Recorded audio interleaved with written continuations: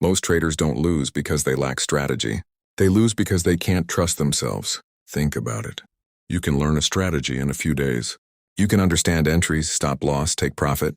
All of that is simple. But when it's time to execute, that's where everything changes. You hesitate. You second guess. You enter late. You close early. You move your stop loss. You break your own rules. So the question isn't why. Why would someone know what to do, but still not do it? The answer is simple. It's not a knowledge problem. It's a trust problem. Most traders don't trust their plan. And because they don't trust their plan, they start relying on feelings. They wait for extra confirmation. They look at more indicators. They check different time frames. They watch the candles too closely. But all they're really doing is avoiding uncertainty, because deep down, they're not comfortable with the idea that the trade might lose. So instead of accepting risk, they try to eliminate it. And that's where the real problem begins. Because in trading, uncertainty is not something you remove. It's something you accept. The moment you try to avoid uncertainty, you start hesitating. The moment you hesitate, you miss good trades.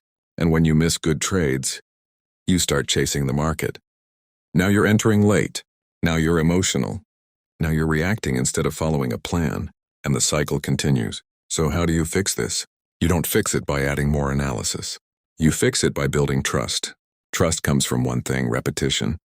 Not random trading, not emotional trading, but consistent execution of a clear plan. You take the same type of setup again and again. You risk the same way again and again. You follow the same rules again and again.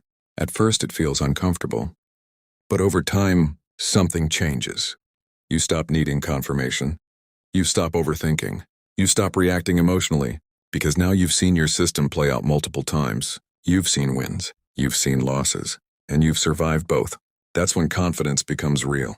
Not because you believe every trade will win, but because you understand that you don't need it to. And that's the shift. You don't need certainty. You need consistency. And once you understand that, trading becomes simpler. Not easy, but controlled.